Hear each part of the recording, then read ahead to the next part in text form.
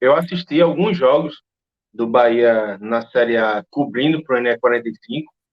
As duas últimas vitórias, por exemplo, contra o Vasco e Curitiba, era eu quem estava na cobertura. E aí, assim,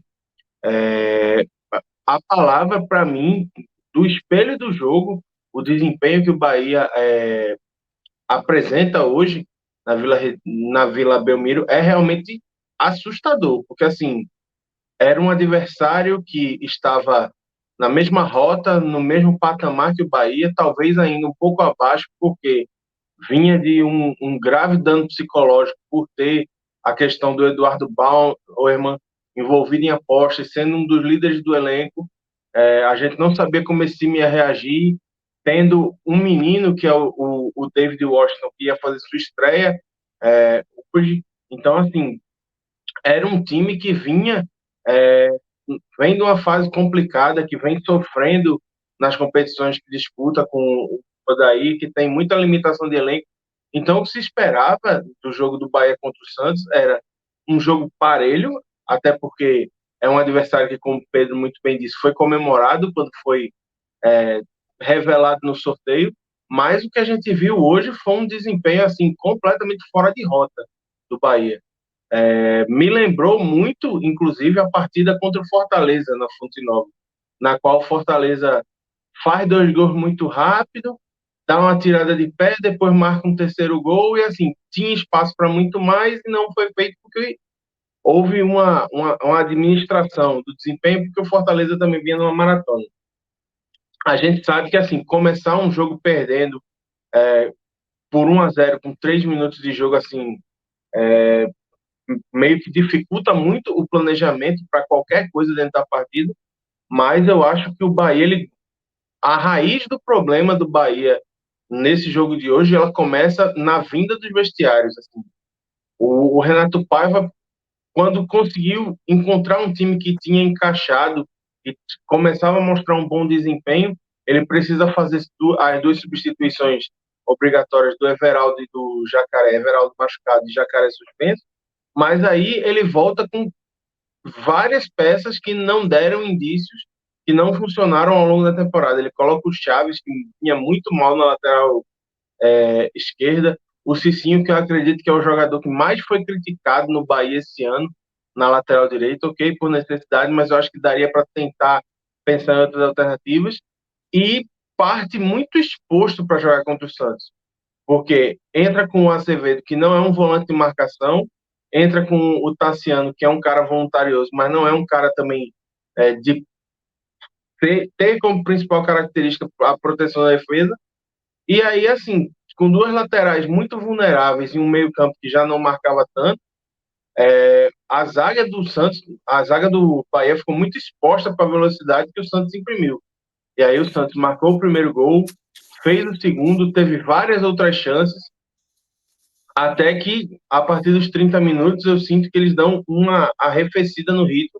E aí, quando o Bahia começa a tentar articular alguma coisa. Só que aí eles barram em performances individuais que foram, assim, abaixo da crítica. Muitos dos jogadores do Bahia, que são considerados dos principais jogadores da formação do Bahia, estiveram muito mal hoje. Inclusive, numa tweetada que eu dei quando acabou o primeiro tempo do jogo, assim, até aquele momento, para mim, só o Biel se salvava dos jogadores de linha do Bahia. Então, assim, de resto, todo mundo vinha muito mal.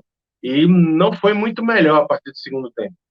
No segundo tempo, o Renato Paiva ele tira o Cicinho, que sofreu muito pelo lado esquerdo com a velocidade do Mendonça, coloca o Cauli, tenta reforçar o meio-campo, fazer com que o time tenha mais capacidade para poder sair.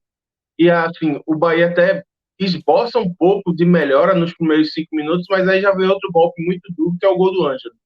E aí, a partir do momento em que o Bahia leva o terceiro gol, o time que já estava nas cordas aí é praticamente nocauteado e vira passageiro da agonia. Espera acabar o jogo e torce para que o dano seja o mínimo possível.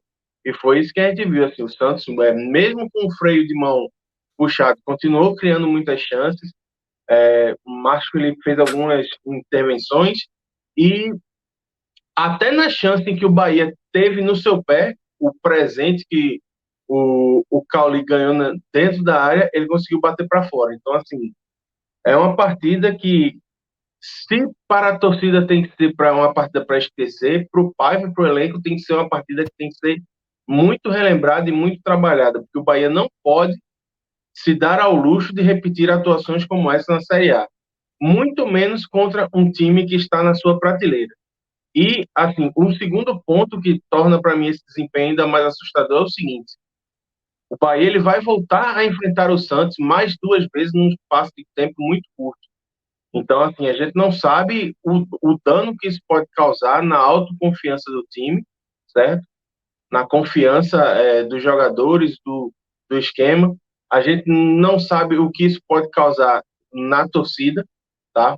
Porque é um desempenho muito ruim, é um desempenho daquela época em que havia meio que o time, o Renato Paiva e a torcida meio que se encontravam numa rota de colisão, porque não se entendia como é que o Bahia tinha ido ao mercado, tinha gastado tanto em reforço e não conseguia desempenhar um bom futebol.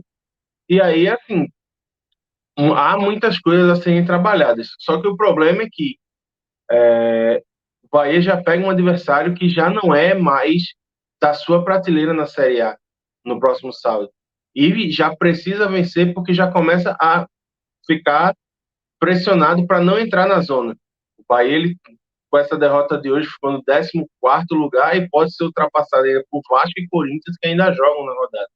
Então ele já ficaria como aquele porteiro do Z4, caso esses dois outros times vençam.